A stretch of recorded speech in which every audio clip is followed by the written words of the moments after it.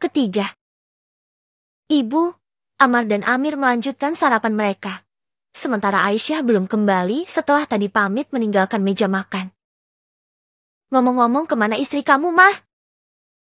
Tanya ibu ketika melihat Amar bersiap untuk pergi. Tidak tahu, Bu. Sudah biarkan saja, Bu. Amar pergi dulu ya.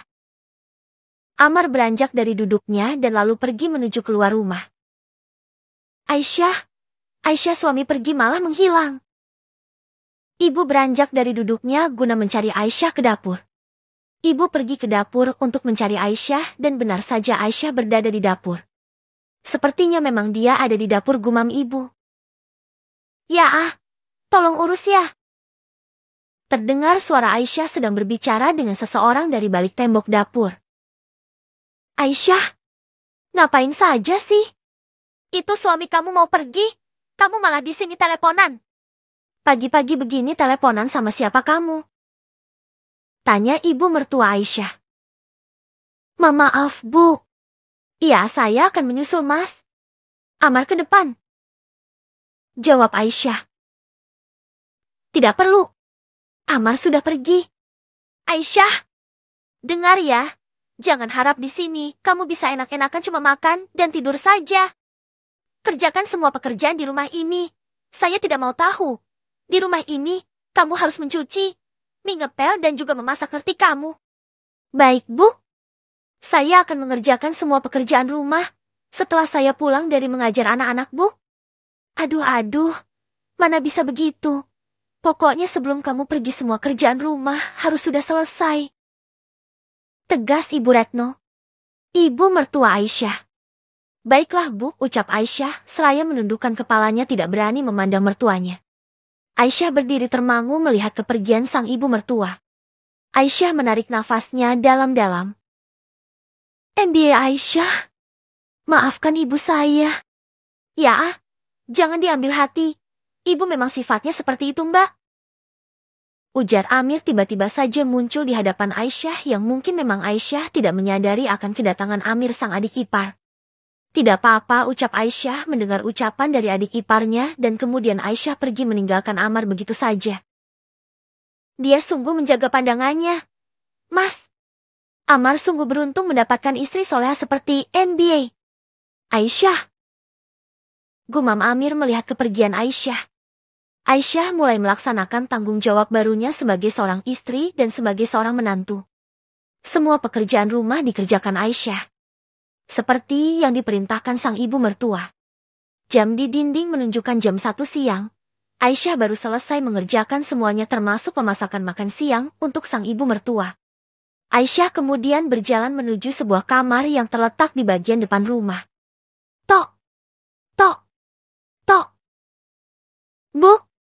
Makan siang sudah siap? Ya, terdengar suara jawaban Ibu Retno dari dalam kamar. Setelah mendengar suara ibu mertuanya, Aisyah tetap berdiri di depan pintu kamar tersebut. Tidak lama Ibu Retno membuka pintu kamarnya. Ngapain kamu masih di sini? Ucap Ibu Retno memandang sinis kepada Aisyah. Dengan mata mendelik Ibu Retno meninggalkan Aisyah begitu saja. Akan tetapi Aisyah mengikuti langkahnya Ibu Retno dari belakang. Saya menunggu ibu. Ujar Aisyah tetap mengikuti langkah ibu mertua. Untuk apa kamu menunggu saya? Ujar Bu Retno. Siapkan makan siang untuk saya dan setelah itu kamu duduklah temani saya makan siang. Ujar Ibu Retno. Baik, Bu. Ujar Aisyah. Aisyah mulai menyiapkan makan siang di piring yang telah disiapkan Aisyah untuk Ibu Retno. Silahkan, Bu. Ucap Aisyah. Setelah makanan untuk ibu mertuanya telah siap di piring yang telah disediakan.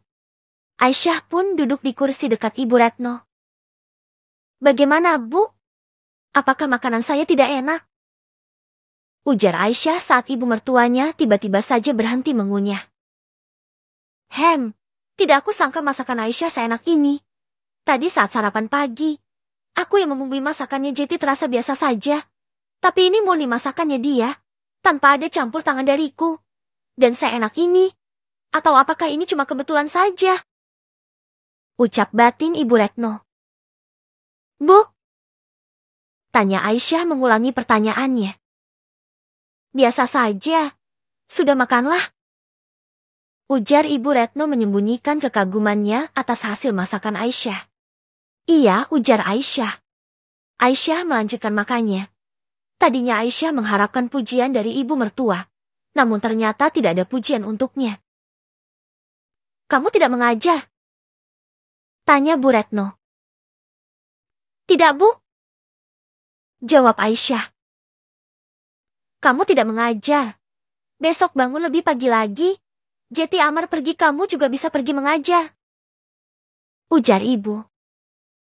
Iya, Abu. Saya akan usahakan besok pekerjaan rumah akan saya bereskan sebelum saya pergi mengajar. Satu lagi, bisa tidak kamu lepas saja penutup wajah kamu? Ini juga ngapain sih pakai beginian? Ketus Ibu Retno menyentuh bagian punggung tangan Aisyah yang ditutupi manset tangan. Aisyah tidak menjawab perkataan sang ibu mertua. Aisyah tetap fokus pada makanan yang ada di piringnya.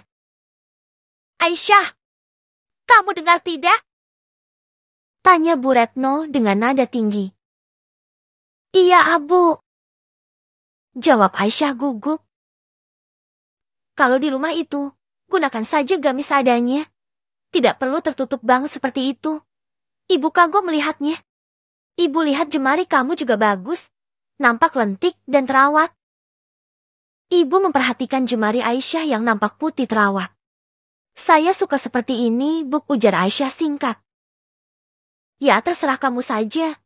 Jangan salahkan jika suatu hari Amar akan mempertemukan kamu dengan kekasih lamanya. Lihat cara dia dan walaupun berhijab dia masih bisa tetap modis mengikuti perkembangan zaman. Tidak seperti kamu. Ucap Bu Retno. Aisyah tersedak mendengar perkataan dari Ibu Retno. Tidak usah kaget seperti itu. Ibu beritahu ini agar, jika suatu saat itu terjadi, kamu tidak terlalu kaget dengan penampilan pacarnya Amar? Iya, Abu. Terima kasih sudah memberitahu. Jawab Aisyah. Belum. Ibu belum beritahu semuanya. Pacar Amar itu memang tidak bercadar sih. Tapi dia juga berhijab loh. Dia itu cantik dan, pokoknya Amar selalu nampak bahagia jika bersama Sera deh. Sera. Ucap Aisyah. Iya, Sera. Nama pacarnya Amar. Dia itu dulu tidak berhijab tetapi atas kemauan Amar akhirnya Sera berhijab. Pokoknya Amar selalu terlihat ceria jika di dekat Sera. Jawab ibu seperti sengaja memanas-manasi Aisyah. Jadi Sera dulunya tidak berhijab dan berhijab atas kemauan Mas Amar. Jika begitu aku memang tidak salah menerima perjodohan ini. Ucap batin Aisyah di sela-sela makan siangnya. Sera itu, dulunya dia hanya teman kuliah Amar. Dia itu suka sekali berpakaian sedikit terbuka. Namun ketika Sera menyatakan isi hatinya terhadap Amar, Amar anakku meminta Sera untuk menutup auratnya.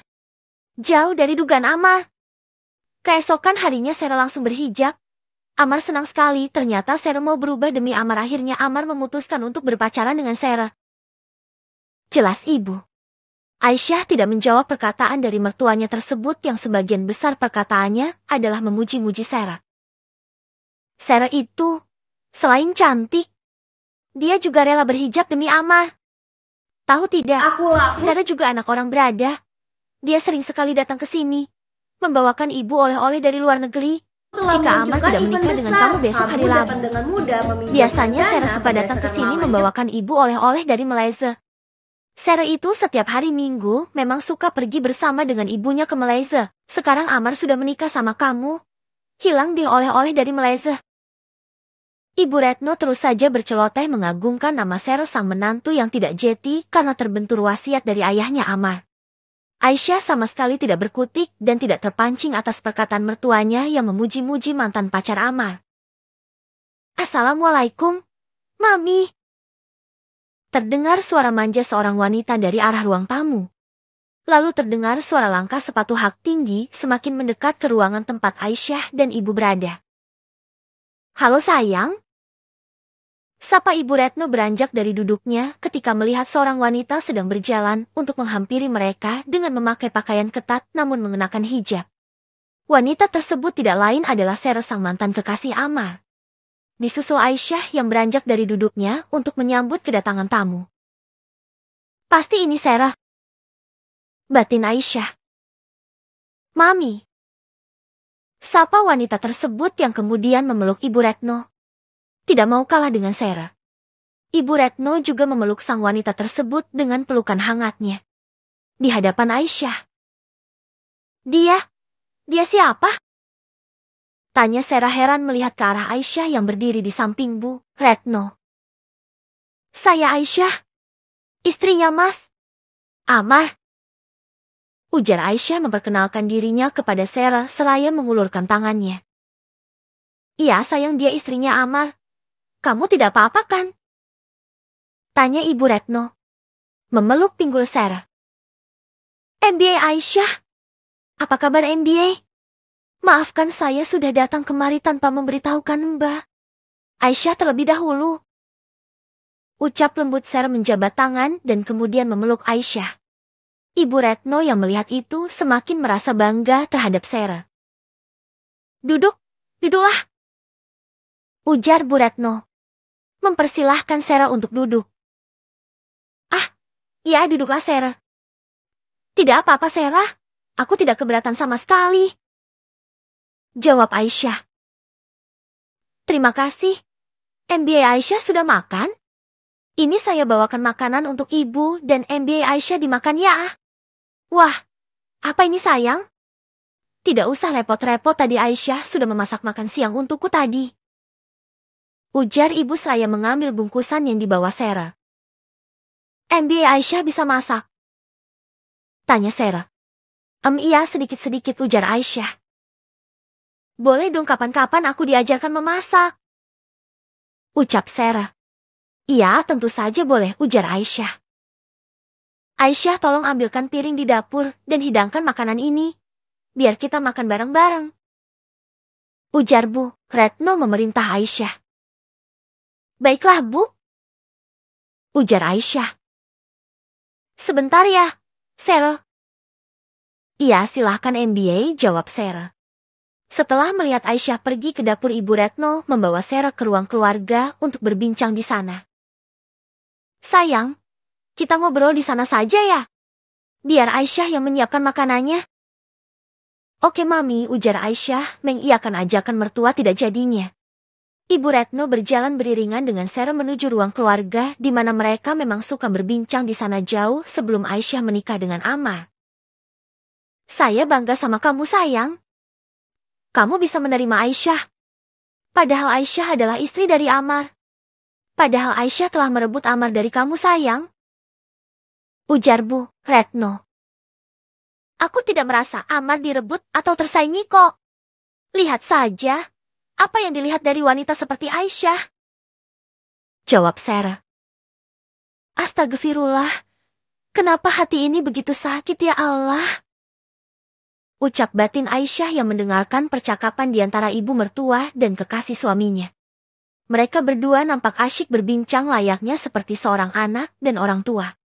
Sementara Aisyah sengaja duduk seorang diri di ruang makan. Apa rencana kalian selanjutnya? Rencana apa Mami, ujar Sarah. Tentang hubungan kalian. Saat ini Ammar sudah menikah dan bagaimana dengan hubungan kalian selanjutnya? Ujar Bu Retno. Belum ada rencana apapun sih. Aku percaya sama Ammar Mami. Dia laki-laki yang setia, tidak mungkin Ammar bermain hati dengan Aisyah. Karena aku lebih dari segalanya. Ucap bangga Sarah. Syukurlah jika kamu mempercayai Ammar. Mami, semalam Ammar mengatakan bahwa tidak mungkin dia tertarik sama Aisyah. Ammar juga bilang dia geli melihat penampilan Aisyah. Ucap Sarah.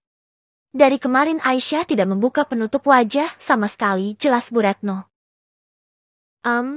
Mungkin Aisyah jelek Mami. Hihihi maaf. Ucap Sarah seraya tertawa, namun di akhir ucapannya terselip kata maaf.